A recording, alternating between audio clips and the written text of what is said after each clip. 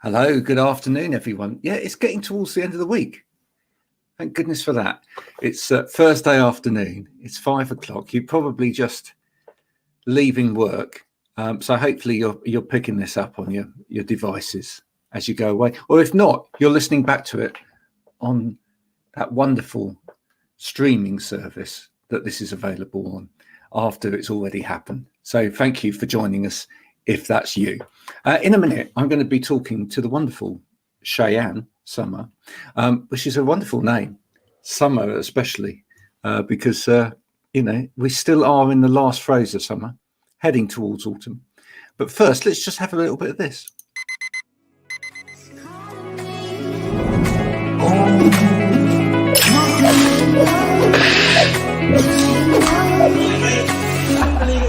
I need to get going, Mel. See you later.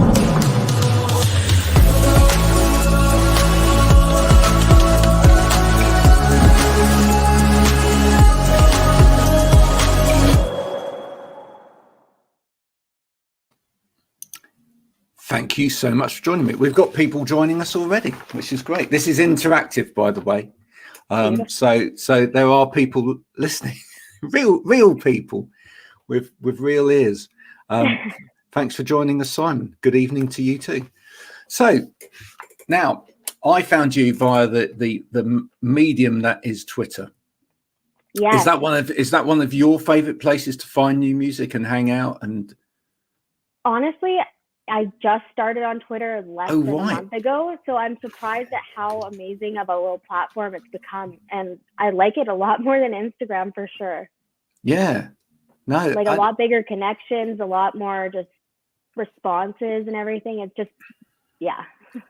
Well, you see, Twitter was new to me as well in a way. I mean, when I say it was new to me, I'd been hanging around Twitter doing next to nothing for ages.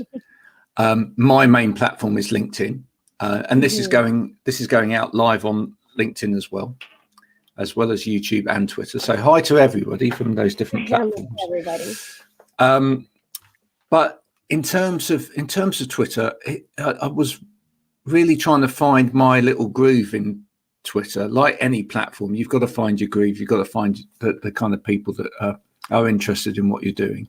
And then when I started doing these music interviews, which I think was sort of January time, I haven't been doing them for long. And this is your number 63, believe it or not. Oh, wow. Yeah. Incredibly. I'm honored in the top 100. Well, I don't think it's a ranking, but it's just the amount I've done since then.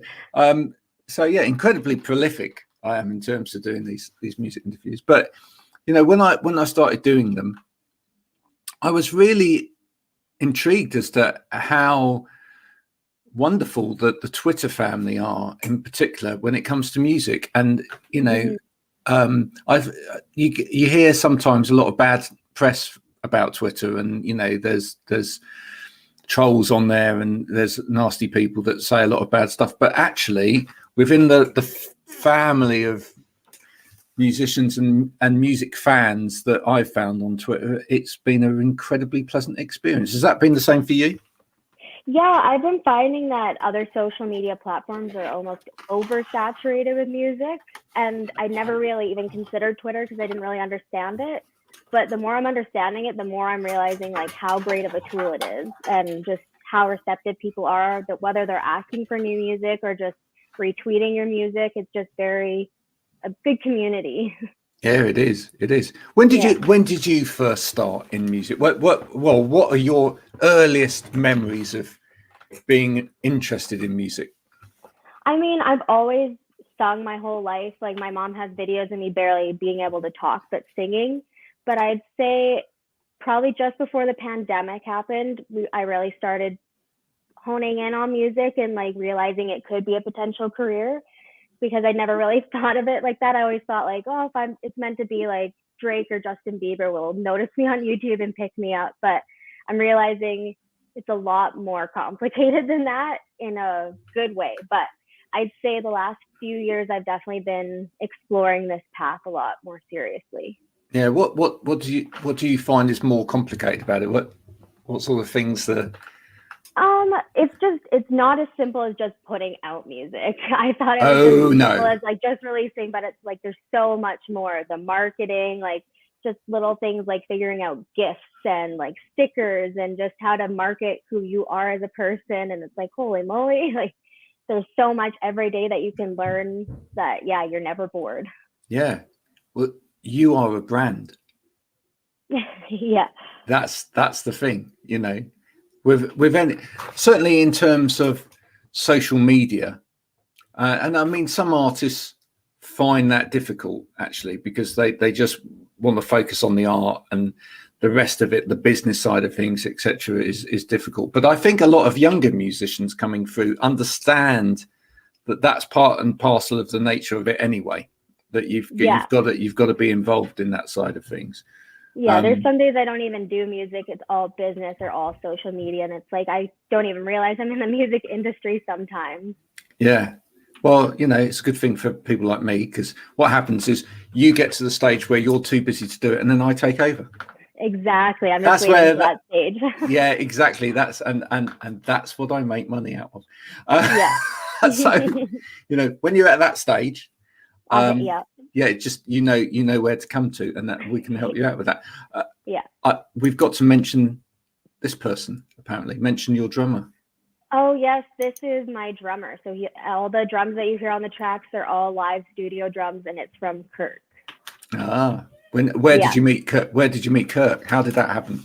So Kirk's actually my boyfriend, who is my producer. It's his dad. So it's all a musical family right now. So we'll go over to his house for like Sunday dinners, and we'll all be in the basement, like just listening to drums and figuring out new grooves and stuff. And yeah, they've definitely like opened my eyes to how musical it can be. Yeah. So did Kirk actually study engineering or sound engineering or anything like that, or music himself, or was it just self-taught? I'm not 100% sure about schooling and stuff in that aspect, but I know like he used to do a lot of like drumming for bands and stuff back in the day, and he's been on a few studio albums as well. And then he was a paramedic for a long time, so music's always kind of been that passion. But since me and my boyfriend have really been pursuing music, he's kind of picked it up again. He's been sponsored by Los Cabos now, so he's officially a Los Cabos artist. Way. So yeah. Well done, Kirk. Well done. In the right direction. Yeah. There you go. Thank you. He says, thank you. That's brilliant.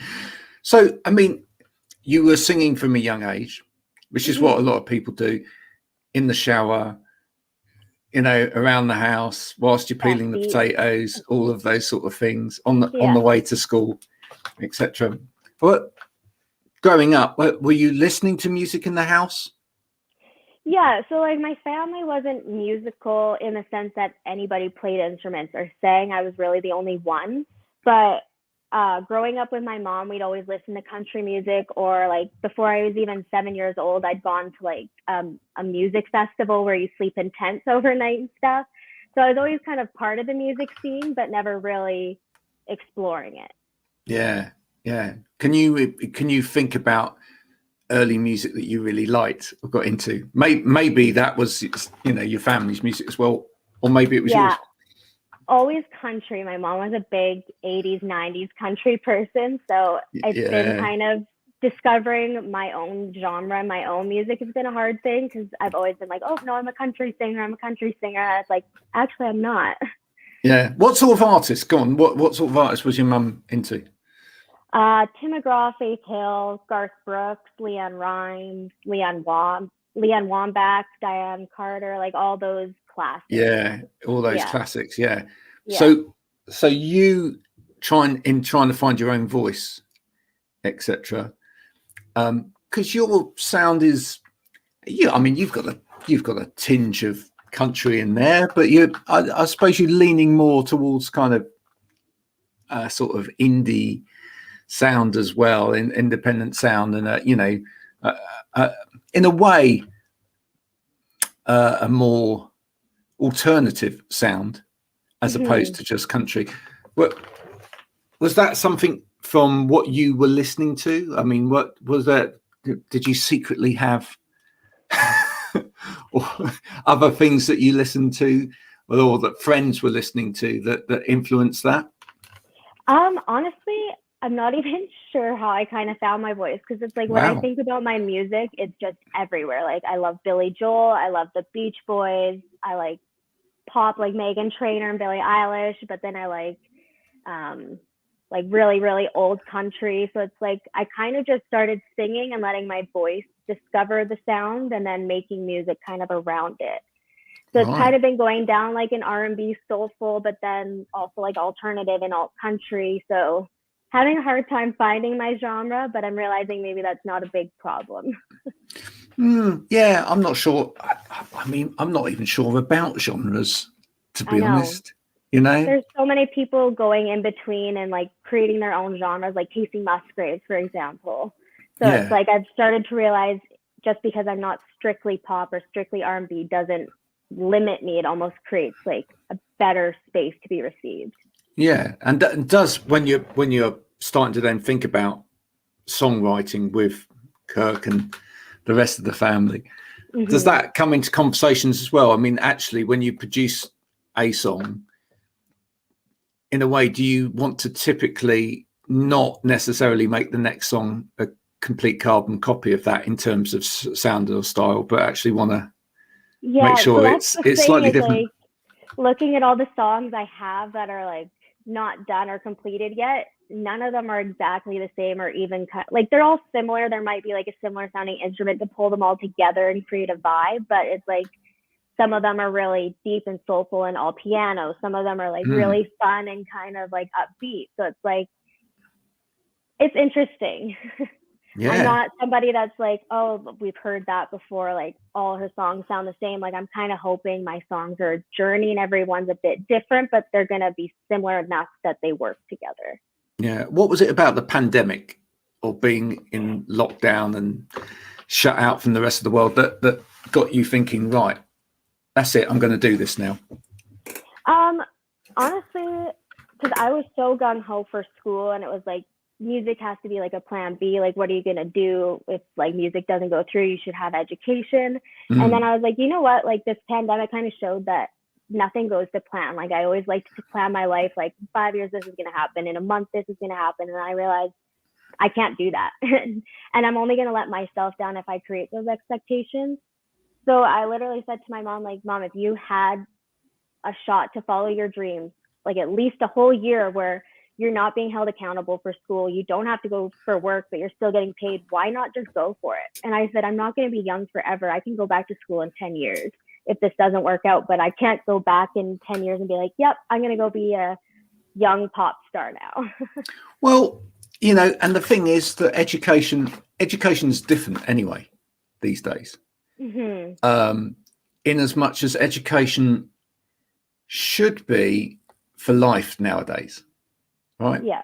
I think so. I mean, it's a different situation in as much as, like, when I was young and was growing up, it was like you went to school, you got one set of qualifications, and then you got your next set of qualifications, and then you went on to university, and then you'd go out and then you get a job and you get Yeah. a career, and maybe even get in.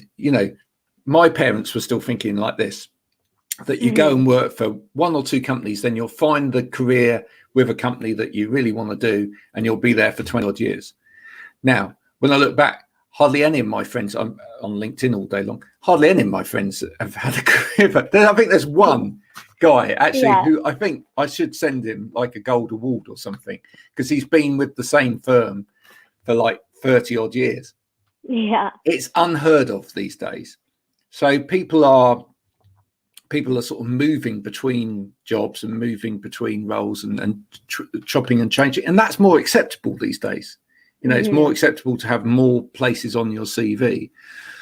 So in the same way, I think, learning becomes like just part of something that you do as you work as well. You might then want to further yourself a little bit more and get this, etc. So, why not do the music Exactly. when you can do it? Yeah. Exactly. Well, and it stuck out to me too. One of my professors said, like, it's almost expected that everybody in high school is pushed into university, but there's not enough jobs for everybody that's going into university. So we're almost like damaging ourselves being forced into an institution that we might not want to be a part of. Yeah. It's better just to take the year off, figure out what you want to do. And if you really want to go do that course, then do it. But if not, then leave it for someone else. And at the same time, you're learning business skills as you go anyway. Yeah, honestly, like I feel like I'm learning more than I would in a classroom, because everything I'm learning is like important to me and important to how I'm going to keep going. Yeah. Like even now, in general. even now, you know, we're doing an interview. You're learning how to present yourself. You know, as you do interviews and stuff like that, you're learning how to present yourself. So whether you end up being the next, you know, Billie Eilish, or, you know, 10 years down the line from now, you say, look, I had that little career as a you know, in music, but, you know, I've ended up in whatever. These skills are transferable further down the line. Look, we obviously hope that you become, you know, the next Billie Eilish. Maybe not, you know, Billie Eilish, because she's kind of been there and done that. What would you as Cheyanne, what's your kind of peculiar USP that you would want to put out in the world, in the same way that Billie's developed this kind of this persona that, I don't know, that obviously a lot of young people that have, you know, picked up on and thought, you know, there's something about what she's doing that I can really relate to. Is there something that you really want to get out there? I think it's just the honesty in her lyrics. Like, she's not writing to write the next hit single. She's writing because that's how she feels. And if people connect with it, great. If they don't, then move on, kind of thing. And that's kind of what her mom said in the documentary too, is like, originally she thought this was so depressing and like, why not write some happier stuff? But then she realized like she's making a connection with people her age or people younger or older. And it's something that you can't do if you're faking it. And even my mom's been like, I like your music, but I want something like happier. And it's like, I get that. And I'm not depressed, but right now, all I can write is how I'm feeling or how I am trying to explain how I feel. Yeah. Well, and I think, Hey, look, lots of musicians over the years have written some pretty depressive stuff. Exactly. Lyric wise. You know, but I wouldn't say that your music per se is melancholy in that form. And actually it's quite an art to actually write something which potentially is quite dark under the surface, but actually you know, tune wise, etc., doesn't drag someone into a dark space. You know, are you trying with your music to try and keep that balance there as well? So well, my next song that I'm working on right now is actually called Hypocrisy. So it's all like really happy music, but the words are all kind of like really down. So the song within itself is a hypocrite, which I really like. So yeah, it's just kind of fun exploring songwriting and everything now too. Yeah, absolutely. How do you go about writing? What's the starting point for you? Is it you singing then, or is it? A lot of the time, I either hear my boyfriend working on something and it's looping every 5 seconds or however so, or like I'm playing a little guitar string and then I finally am like, okay, like maybe I could get some words here. Or I'll get like at least a tune in my head, but I'm just starting out on my songwriting skills, so I'm not the best. Right. Okay. So that could get annoying further down the line. It's one of those things with musicians and people who are not musically minded don't get it. No. Yeah. But when you totally come to understand that. Yeah. When you live with someone that loves music, I mean, the amount of times I've been told off at home, it's like, can you please not play that again and again? But you do, right? Because that you go into this little bubble where you sit there with the guitar or whatever, and you just go, you know, and the same 6 chords over and over. It's like, just that bit. And it's like, okay, and it's like, I've got a groove now. And, and then in your head, it's all sounding great. Because you've already moved on to how that's going to sound when it's got everything together. To everybody else, it's just that same bit. Well, it's trying to like explain the sounds you hear in your head, like, oh, it's supposed to be like boom, boom, boom, or like this sound or that, and it's like I can't explain it to you, but if I can play it, Yeah. it'll all make sense. So instrument-wise, you don't play any instruments yourself at the moment, or you rudimentarily play some instruments, or? I know enough on guitar to get a song through, but Ooh. I'm not ever gonna play on stage or anything like that. Okay. And I'm trying to teach myself piano just because I feel like it would definitely help my songwriting skills to just, I feel like it's a bit of an easier instrument once you understand it than guitar. But my boyfriend plays everything. So that's Of course he does. Of course him he and does. his dad, both drums, they pick up the bass guitar. They literally are like masters in everything. Yeah. It's sickening, isn't it? I know, some people are like crazy. I know. Yeah. Yeah. But then again, I guess I can sing and they're like, how do you do that? And it's like, I don't know. I just open my mouth and it comes out. So a give and take, I guess. And do you feel, are you a natural performer as well? Do you like to naturally perform in front of people, sing in front of people? I don't like small groups. I love big groups. Big groups. It's like I have this performance coming up and it's about 60 people. And I said to my producer, I'd rather sing in front of 20,000 people than these 60. Like I'm more scared for this than another performance I've done before. So it'll be good for me and it'll be good to get that jitters out of the way. Cause then, I love performing once I'm in it. It's just the thought of it is scary. I totally agree. And actually, I used to find as well, and I don't know about you, but I used to find if you're performing in front of people you know, small group of people that you know, that's the worst. It is. They're just staring at you, and it's like, I don't want to even look at you. I don't want to make eye contact. I don't want to know how you're receiving this. Yeah, well, it's a bit like it's taking you back, really, isn't it? To kind of, school performances or something like that, where you stand in front of your friends at school, whatever. It's amazing that anybody gets past that and becomes confident on stage, because it's just such a terrifying experience, I think, for most people. Yeah. But yeah, no, the bigger the audience, and when you have a big audience, I mean, I think the thing that a lot of people don't understand is that actually you end up, you feed off of the vibe that's coming off of the audience, but also you probably focus in on one or two faces at a time, and you just feed off of that. You're not necessarily seeing that amount of people. Yeah. It's just easier to scan the crowd than to look at like every single face. Yeah, absolutely. You just need to make sure you move on if you find someone too off-putting.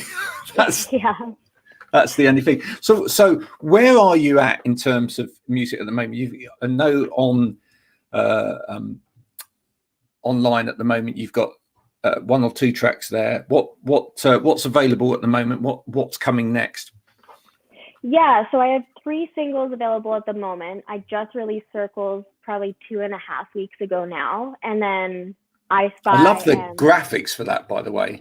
Circles? The kind of Thank you. I loved it. I have this photographer here, and I fought for him. I was like, I have to have this guy. He has such a creative eye. And then we went for a photo shoot, and he sent me back that, and I was like, oh my gosh, there's the cover art. Like, you did it. Yeah. For anyone that's listening, just explain what's on the cover of that, because it is brilliant. So on the cover of Circles, it's kind of me floating in the air, and it almost looks like I'm being pulled up, and then I'm surrounded by a whole circle.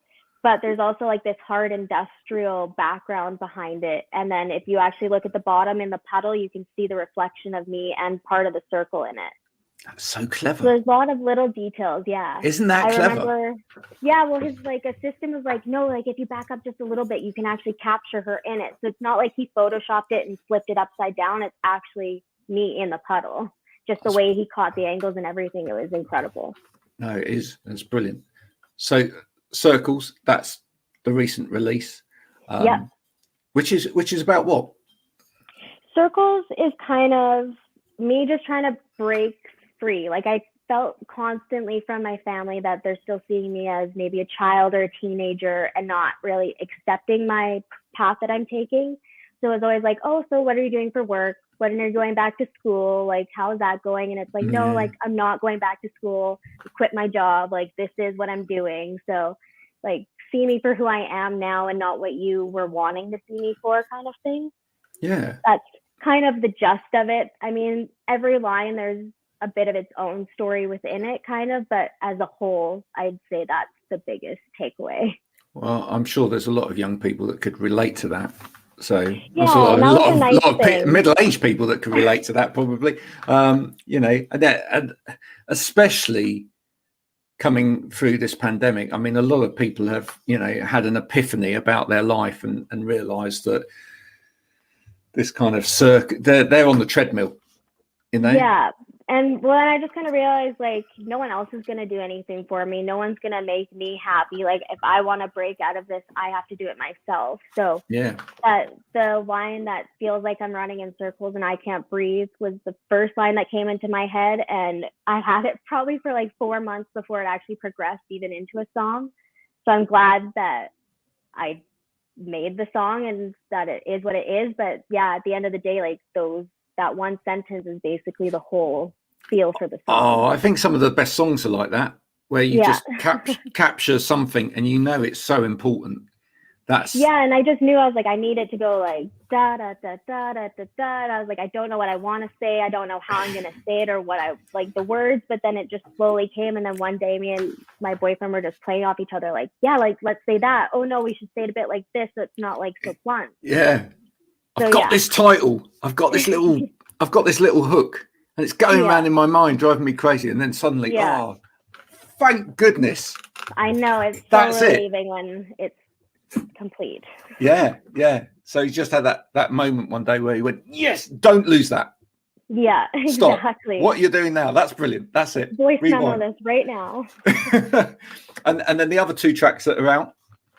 Yeah, so the other track, I Spy, I released maybe a month prior to Circles, and that one is actually with a female rap artist, Tiny Wings.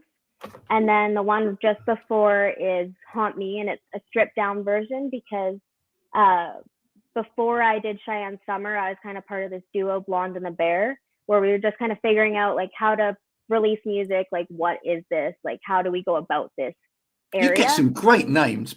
Yeah. Blonde and the Bear, love it. Yeah, so we actually released Haunt Me as Blonde and the Bear, and then we stripped it right down, and I did all my harmonies and everything, and we're like, you know what, let's do this as my first Cheyenne Summer release, is who I'm gonna be. So it's been a journey and it's been lots of fun, but just those 3 songs for now. Yeah. And then probably like 5 in the vault. 5 in the vault. So we're heading towards album. Really? Yeah, either an album or an EP, whatever comes first. But I don't really want to use the songs I've released in my album or EP just because I want it to be all new. Yeah. Do you think it matters, or do you feel there's a pressure these days to as a younger artist to release an album, or do you think it's a singles culture in a way? In a way, I've noticed it is a singles culture because everybody's like, you should release one single every month or every 3 months. But when you try to do that, it's overwhelming. Like, I don't know how people are releasing one single every month, because we did one single a month and then like a month and 2 weeks. And it was still like, I was too focused on the other single, and you're still like marketing your singles for a few months after. But in terms of albums, I think people appreciate the singles to kind of figure out who you are and see if they like your music. And then if they like you enough when you release your album, they're just going to listen to it all the time. Yeah, no, I agree with that. I actually think there's some young people are taking quite a healthy attitude towards an album as well these days, in that, maybe even produce the album and don't even put anything that was a precursor single on the album.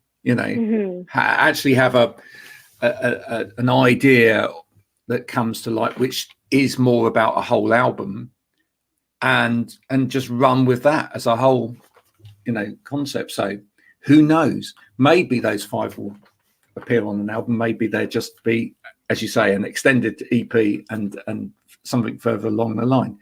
It's been an absolute pleasure talking to you today. Yes, so what does the rest of the year hold for you? Honestly, like just trying to get my live shows. Like I have my first ever live performance with a band September 19th, and then just trying to keep that momentum going while I can enjoy the creative process of just creating my songs.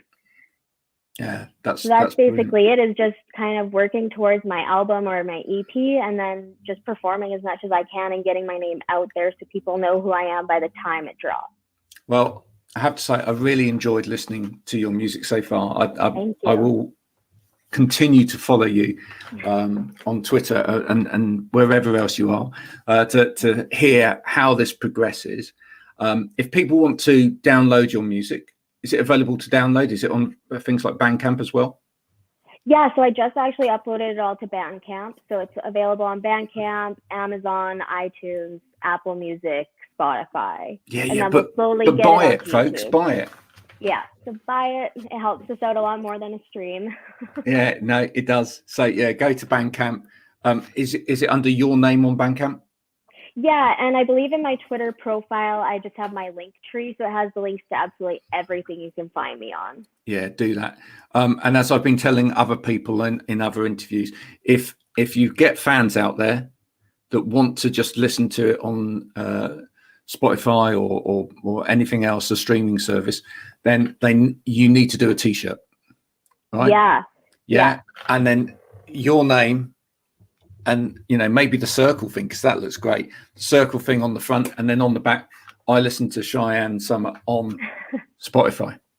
Yeah, well, have you seen the shirts with like you kind of go over it with your phone and it shows the song where it's like all the different Spotify like bubbles almost, and then you go over it and it's like this song. I thought it'd be really cool to make a sweater like that, but all in good time. Yeah, no, definitely. Yeah, I just like the idea in this day and age that if people are going to just absorb music for free, in a way they are, because I know these streaming services do pay people, but not a lot. No. If they're going to do that, then maybe just buying into something like a piece of merch or something else that enables that artist to make money. Well, and that's the biggest thing we're kind of working on now too, is like once I have a few more songs, then I'll have an album and stuff that I can actually be selling at these events. But I've already been thinking of temporary tattoos, stickers, and just like everything you can think of. It's like, let's put my name on it. That's the way forward. Yeah, laptop stickers. Yeah, exactly. I even thought of air fresheners, like car air fresheners. I know. Every time I say it, someone's like, that's genius. And it's like, I thought so. Like teenagers have 30 of them hanging in their car. Do you know what? That's the first time I've heard that one, but that is genius. I know. I'm excited to actually like pursue it, but I need kind of like a design first, who Cheyanne Summer would be. I'm thinking a butterfly, but we'll see. Yeah. Love it. You could have your own, big business. Yeah, air fresheners, right? Air fresheners, candles, you name it. Air fresheners with inside the air freshener, when you press it, it plays the song. That'd be so cool. Might be a bit of a distraction while you're driving, but that's not my problem. That's not your problem. I love that idea. Just there's the song. Yeah, exactly. That would be great. Yeah. Cheyanne Summer, thank you so much for joining us on My Music Thank you for having today. Me. And, all the best for the future. So bye for now. Thank you. Have a great day. See you. Thank you.